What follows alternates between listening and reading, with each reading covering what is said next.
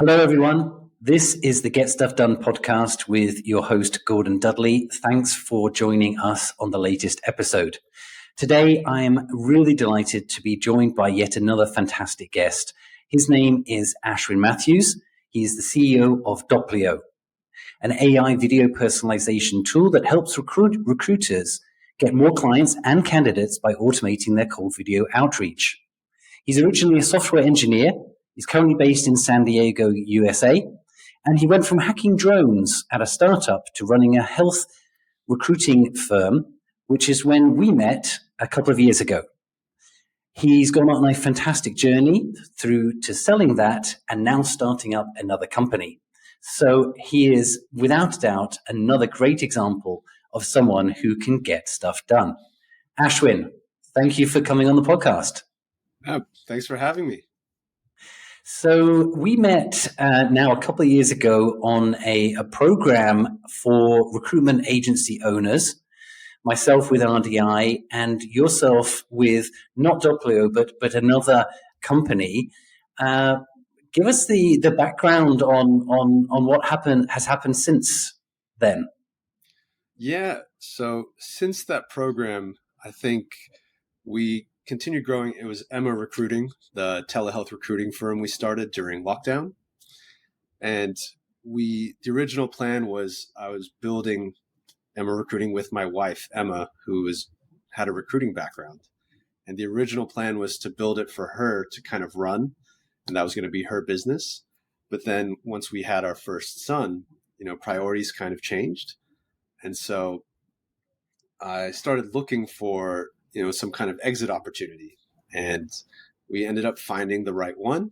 So we went through the whole M&A process, ended up transitioning it to new owners, so kept the company intact, which was really great. And then I moved on to a tech firm, which kind of suits the type of skills and operations I tend to feel more comfortable with. And so let me get this right. You started a company. You actually did not have any intention to exit it or to sell it, but your circumstances changed. And within an incredibly short space of time, you were able to successfully sell it. And that has now given you the chance to go on to an entirely new project and do something in another whole company structure of what you've now since started. Exactly. Yeah. Fantastic. I mean, I've known you for a while, and I've told a couple of people about your kind of headline profile, and they are really excited to be able to see this podcast and hear your story because of what I've told them just in that very short kind of intro. So, tell me a little bit about what it takes to do that. A lot of people wouldn't have the courage to enter into what many people think is kind of risky whilst entering parenthood at the same time. So tell me about that. Yeah. So it was funny when we started the company, I think it was August 2021. Me and my wife basically going at it. We came off with a really strong start purely because we were entering a very hot market. Telehealth, just post COVID lockdown, all that people could do was telehealth. Mental health issues were skyrocketing because of the lockdowns. So it was kind of an explosive area. And throughout that growth, things were going well. And then, Emma got pregnant, which was our intention. Because of that pregnancy, I kind of had a deadline set. I knew that I was going to lose my head recruiter, and I was not recruiting at this time. I didn't know anything about recruiting. So I had to build a company to prepare for the exit of our recruiter. So we were kind of forced to build a company that was ready to sell. It's kind of like that book James used to mention, Built to Sell. And so that was kind of good because it forced our hand to hire early, set up standard operating procedures and so on. So I was really kind of forced into doing it purely by circumstance, but it ended up being a blessing in disguise. Okay. But so people that start businesses usually they can be divided into two types. industry specialists, practitioners who are really experienced, who want to go on and do their own thing, keep doing what they're doing, but doing it for themselves, and others who are like a pure entrepreneur kind of person who sees an opportunity, sees a business opportunity, gets in, and then perhaps not having industry baggage. I'll say industry baggage. Applies a very different kind of perspective. So it's clear that actually you and your wife were that perfect combination, her coming from the industry and bringing the necessary knowledge of the industry landscape, how things work, various processes, but you essentially coming with a kind of clear, non-biased, objective mindset to apply the best kind of processes that you possibly could. Do you think that's kind of where the strength came from, and how you were able to grow so quickly? 100%. That was exactly the reason we started the company in the first place, and it became a core part of our differentiator when speaking with clients as well. We kind of explained that our company had two unique things about it. One, that my wife not only came from a healthcare recruiting background, but came from healthcare itself, having studied occupational therapy and worked as a disability support worker. And then me coming from the tech side, especially because our primary clientele were telehealth startups because of all the VC funding that started flooding into the space circa 2020. Okay. Yeah. And your market location is the US. Any international operations? I think we may have searched for one or two positions in Canada, but we basically stuck to the US just because we kind of knew those laws and regulations, and it's such a big market on its own. So I asked that as a leading question. Do you think that your growth was only really possible in a market as well developed and large as the US? I mean, I'm sitting here in South Korea, in Seoul. It's essentially a country which has one major city that dominates, and it's not like there are regions within Korea. We have a concentration of all the commercial and industry operations headquarters are all in one city, that is Seoul. So I'm curious whether you feel that also your location of the US was also one of the key benefits that you were able to capitalize on. We have wondered this many times as well. I feel like it is because it seemed like there was never any shortage of companies to reach out to. Every single day we were seeing new ones that we'd never heard of pop up. But then, wow. Yeah, it was just, I really started to appreciate the reason so many businesses come to America to then try and grow to that next stage. But then I hear so many stories of, recruiters that have a lot of success in a very specific geographical niche as well, like James in the northeast of England and so on. So I'm not sure if that's because I didn't know where to look, or if maybe the nature of our beast was because it was telehealth. All of the US was kind of open to us, but it certainly felt that way to us, that was a key component of our growth. Yeah. I mean, of course, when setting up a business, timing is critical. Positioning is critical, and service scope and value proposition are all absolutely critical. So it seems that you were able to nail all of those in one. And I also think about when you talked about having a kind of imposed deadline. That's very similar to my transition out of working in large corporate. I took a period of leave, which was after our first child was born and before our second. And I then had a very clear deadline. I had 150 days of this leave period to really decide whether RDI was a viable opportunity or not. And so I was very much aware of that pressure. That made me definitely act differently than if I was with no real deadline, no real pressure, and thinking about, I could look at this in terms of months and quarters and all of a sudden years, without a real pressure. And I think again, it was the pandemic that brought us together, right? It was for me, that was a professional development program that I went on out of extreme pressure that the pandemic had created in that first half of 2020. I would definitely not like to go back there again, because it was really incredibly close to us and not being able to continue. But then, it's almost in a sense in the darkest hour, I saw the light. I realized that I had been, in this kind of consulting field for already at that point over 3 years. I hadn't been actually investing in myself. And that's when, at that moment, I invested in myself and the business, and we made a turnaround. And here we are now, 3 years later, diversifying into new areas again, which is absolutely great. So you're clearly somebody who knows what it takes to get stuff done, and that's what we try to home in on this podcast, is people who are good at doing that. Can you share some of your kind of like personal techniques or strategies, methods that you use to get stuff done in your daily life? Yeah. So I was watching some of the old episodes of Get Stuff Done and trying to think about what my unique method is. I think you kind of divide it into two areas. There's strategic and then tactical.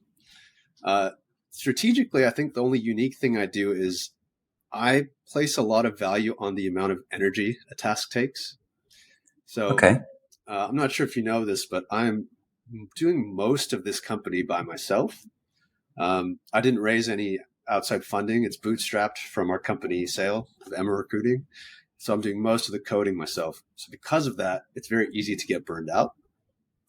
So what I do is I have tasks that are just as high value, but in different domains. Say one is engineering, one is marketing.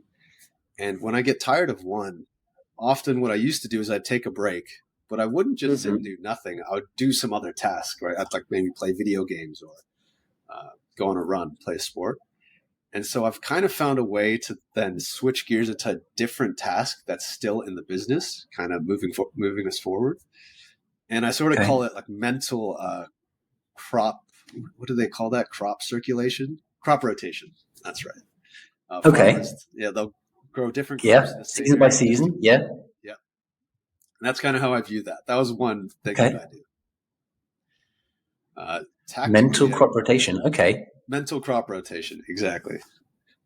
I love it. I love it. And so are you talking about even within the space of a day? I mean, when you're breaking down a working period, you're doing that as well? Exactly.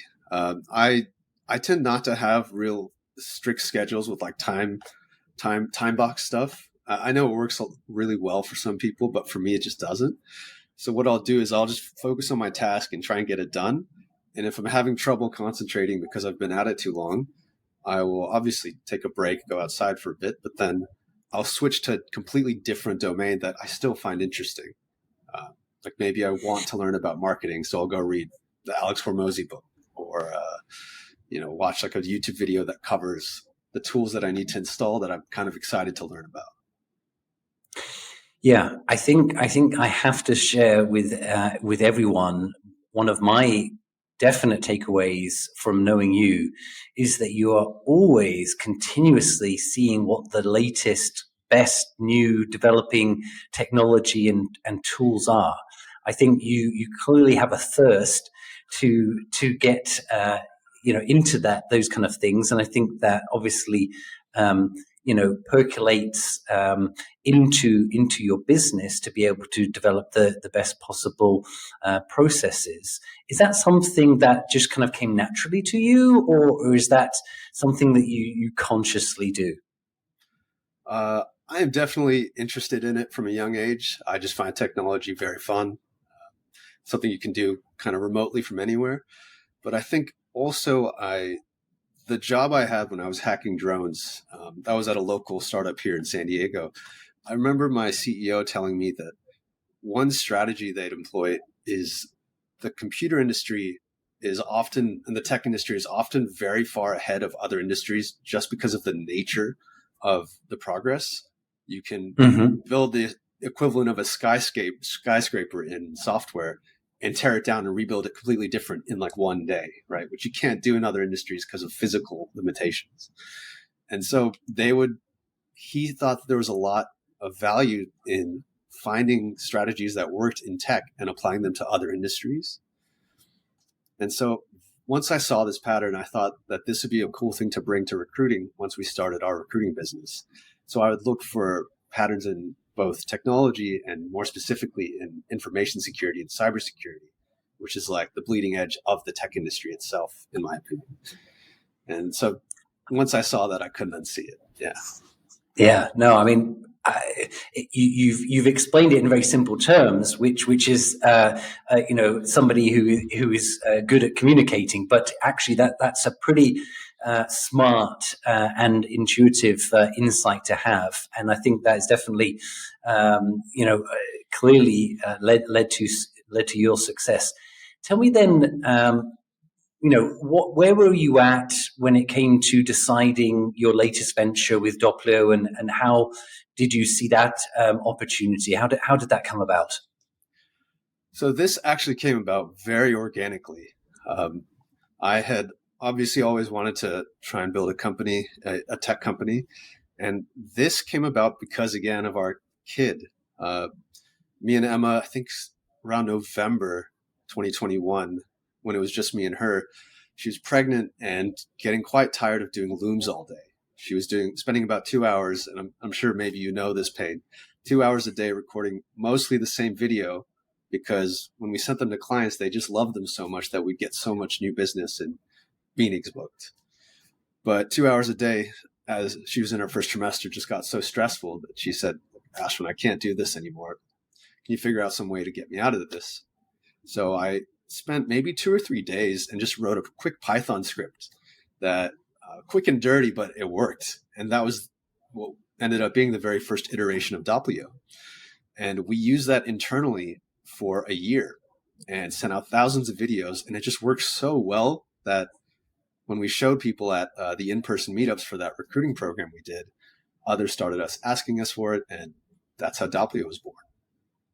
That is absolutely fantastic. I mean, I hope in the future you'll write a book about this, and how it happened. I mean, again, you make it sound so simple, and you put it in such kind of casual terms in the best possible way.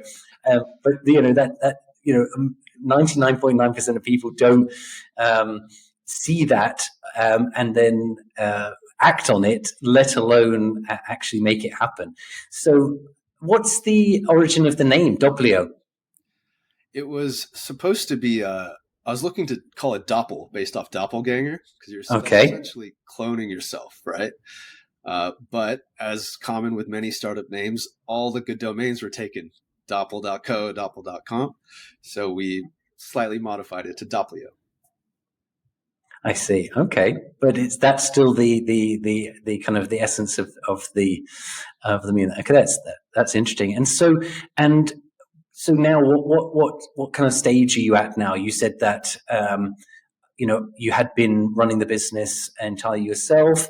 What are the future plans for Dopplio? So right now we have customers. We're focused on marketing and customer success at the moment. I think our biggest push right now is to build in some bulk generation features. Currently, users will generate videos one by one, and we want to create a way where they can generate 100 in one go. That way, just reducing the time needed to be spent on these videos so that people can focus on more of the authentic connection side of recruiting and kind of the more revenue generating activities, just freeing them up from the mundane tasks, basically. Okay. And how are you planning on doing that going into 2024? just putting my headphones on and going at it. It's a lot of engineering work at the moment. I have some subcontractors, but this type of work I like. I almost enjoy doing myself, and it gives me energy. Like I said, it's one of those tasks I can just switch into and build up enthusiasm for the product again. Okay. And how about your personal kind of like work situation? There's many people who were office based prior to the pandemic. Since went work from home, virtual, and now companies are calling them back to be office based or at least hybrid. Where are you with that, and what's your personal preference on that front? I had an in-person job before the pandemic, the drone hacking job, which went to kind of a hybrid setup during the pandemic or afterwards. I think hybrid is my favorite, just because I've been purely remote working by myself in my house for the last 2 years. And it is really nice having the option to go in and work with others, whereas still being able to stay home and being able to see my son every day, see him at lunch break, really valuable to me as well. So hybrid is definitely my choice. Yeah, definitely. I think sometimes the importance is just having the option. Even you don't exercise the option all the time, having the option is already mentally satisfying. I think that's the way to say it. So you clearly have an ability to create your products and services yourself. What do you see as the biggest challenge when it comes to kind of bringing them to market?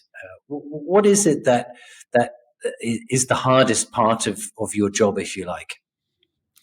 The hardest part for me is, I think it's a unique problem in that I have not struggled with knowing what to build. For me, it's purely just the time constraint of building it. That's what takes me the longest. But I think from what I hear from others, some of the hardest part is knowing exactly what to build itself. I don't know if you've heard this term solution in search of a problem. Have you heard that before? Yeah, I haven't heard it before, but I can totally identify with it. Yep. It's very common for us engineers to, and I'm definitely guilty of this, to want to build something first just because we like building things. And we write a solution to a problem that no one really has. And so I think that's something I'm hyper aware of. I'm often one to jump quickly to writing code. And so because I'm so cognizant of not having enough time, it's forced me to not make that mistake as much. So for me, my biggest time constraint is just time management, not in the sense that I'm managing it badly, but just that there's so much to be done. And because I haven't raised any funds, I don't have a team that I can parallelize things with. Apart from a couple of contractors that help me out with the AI work and some web design stuff and so on. And there's been a lot of talk in the media recently about the infiltration of AI into recruiting, into HR. And of course, the headlines that always win the day are the shock ones, right? The ones that the clickbaits, the ones that scare people. I think you, perhaps more than most people, have a better sense of the opportunities that AI has for us. Where do you see things right now, specifically with regards to recruitment and recruitment services? I feel like for a long time, the last 5-10 years, we've automated almost every part of recruiting and sales except that one part with human connection. And what I'm starting to see is that the breakthroughs happening every week are facilitating an encroachment on that human connection to where computers can actually start to do more and more of that. Definitely not at the place where it can replace it. And I believe that maybe it never will, but I'm starting to see things like that Air AI call. I don't know if you saw that or heard about that. It was it's No, I'm not familiar. Okay. I shared the post. Yeah, you can check it out after, but It's Sure. a completely AI generated cold call, which is actually closing a customer live for a sale, albeit a very simple sale. It's getting someone to come into the Tesla showroom for a test drive. But Okay. nonetheless, it got them something that they didn't have before, and a human didn't have to do it. Yeah, I mean that's literally it. That I think it's easy with any kind of new technology to just try to, like, people like to think, how is it going to change the world? Well, nothing changes the world overnight, but with that example that you gave there, there's absolutely some huge, contexts and examples, cases where it can make a big difference, just by that one, in that one situation.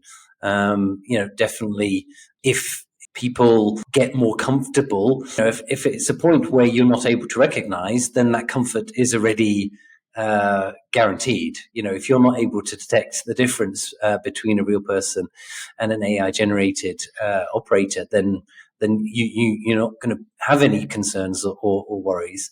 So I guess that's one element of it, and then with regards to with HR, a lot of companies, they somehow keep recruitment as something that has to be done by people. And maybe it's because recruitment falls under HR. HR is human resources, the people department, and so there's somehow a kind of a hesitancy or a resistance to that. Do you see that changing, or if you don't see it changing, any ways that you think we could speed up that process to help the adoption of technology into HR? I That's a good question. I do feel like, I think if the tool works and people can't tell the difference, I think it will be used.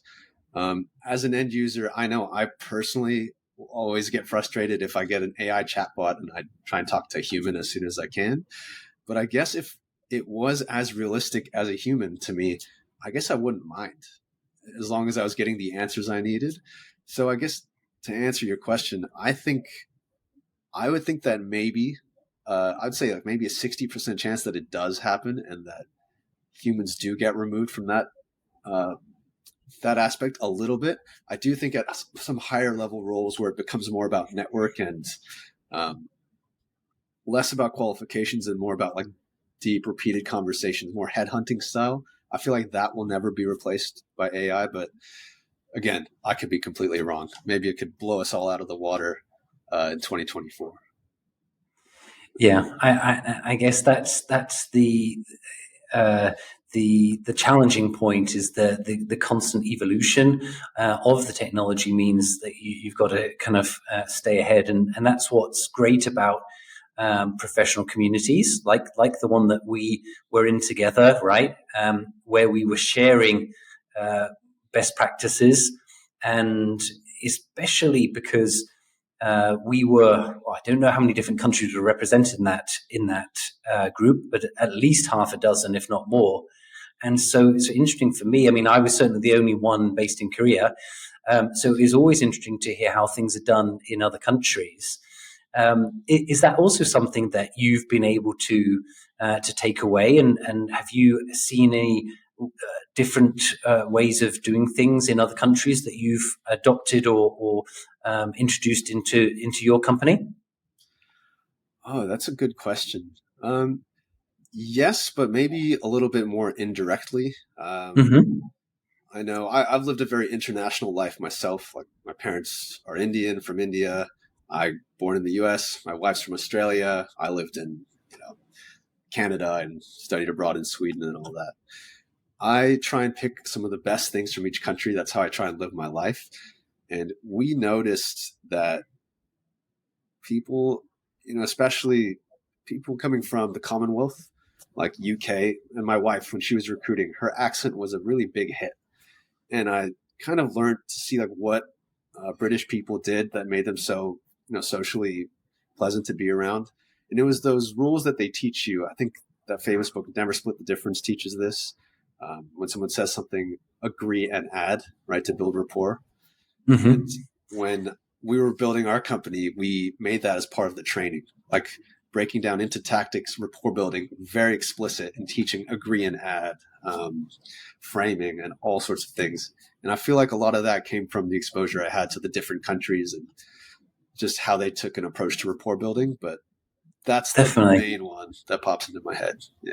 Yeah, no, I couldn't agree more. I also, I mean, I'm obviously a foreigner living in Korea, have done for the last 13 years, previously lived in the US and Germany, originally from the UK. So I love the fact that you've tried to take the best bits of each country that you've experienced, because I think definitely we learn best from our experiences, and that's where we can take the most into it. So I'm curious then, if you have quite an international background, you have those experiences that you have in your background, and also your personal situation. Does that give you more intention or future inclination to try to expand overseas? I think maybe purely from the sense of, I call it global arbitrage. I feel like the world is just one global world now. And Mm-hmm. for example, we hired our recruiters from South Africa because we realized that they have, my wife was getting mistaken for South African often. Okay. And I realized that they have that same sense of Commonwealth sociability, and the accent certainly doesn't hurt. And so that's why we started recruiting from there, which worked really well for us. And obviously hiring from the Philippines for virtual assistants, pretty much just looking at the different cultures and obviously the currency rates and who has good infrastructure and work ethic. We hire our teams globally now. And I think a lot of teams will be doing that in the future, unless there's a hard requirement to be in person. Sure. Maybe it's primed me more towards that, but I definitely feel very comfortable navigating different holiday schemes, different culture, work cultures, and so on. That's global mindset in a nutshell, I think. How about your customer base? I mean, is Dopplio totally kind of not language dependent, or how does it work in that aspect? Yeah, it's technically not, but I think the voice AI works much better with English speakers, and especially with American English. So that's probably our biggest limitation. Most of our users, I think, are in the US, Australia, and a bit of Europe. But by far, it probably works the best with American accents right now. I see. Well, I think I better work on my American accent, because it's a bit rusty since I lived in New York during my first year out of uni. So, but I mean, definitely, it's interesting, because I do remember there was a really long time ago, the headline that we were going to have pure live voice-to-voice translation, any language to any language, and we still don't have that, really, functioning well. But for translation, I mean, definitely, I'm using ChatGPT now, and it's definitely way better than any other online dictionary or any online translation that I've ever used. I'll make clear that going Korean to English is definitely more accurate than going English to Korean. There's still a lot of contextual-based grammar and vocabulary that doesn't get translated well. But Korean to English is I'm almost making no changes or edits, and it's almost ready for business use. So that's certainly fantastic. So you're using it quite regularly, ChatGPT. Yeah, I'm mostly using it. Not so much. I mean, I use it personally for translation. Not so much in the business for translation because we run our business almost entirely in English. But where I'm using ChatGPT in the business is for the summarization or expansion of text. So when I want to shorten something or lengthen something on text that I already have, that's where I tend to use it. I'll be honest, I'm only dabbling. I'm not really fully embracing it yet. I guess that's something that I should also look at myself. How about you? Yeah, I actually only just signed up for the pro version of ChatGPT, but I've been using it daily pretty much since it came out. Okay. It's very useful for code, as you can imagine. So whether I'm asking it to sketch out a structure for me, or I'll just copy and paste a project in and say, explain what this code does. And it does a pretty good job. It's like being able to talk with a code base, Yeah. Yeah. I mean, I think the most similar tool is for me that I'm using on a really daily basis is with candidate calls on Google Meets. So we use a tool that it just sits in there, records the entire session. That it has a full transcript, but the value piece is where it summarizes and extracts the key meaning or the key points. So that summarization part they used to take literally extra time after finishing every conversation is now just essentially automated, and that's huge. Of course, you need to check and just make sure that it's right, but it usually is. So that's finding these. It's like discovering gold. We've been spending so much time doing this, and then just boom, now we're not doing this anymore. I mean, that's literally the advancement of technology. So.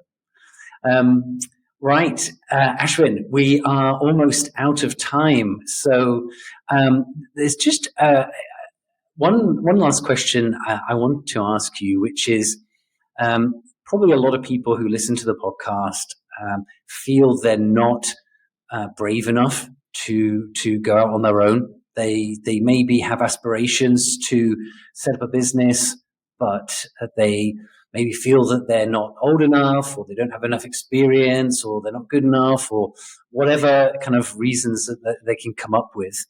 You've gone and done that, and you're now in a second business within a post-COVID era already, a short space of time.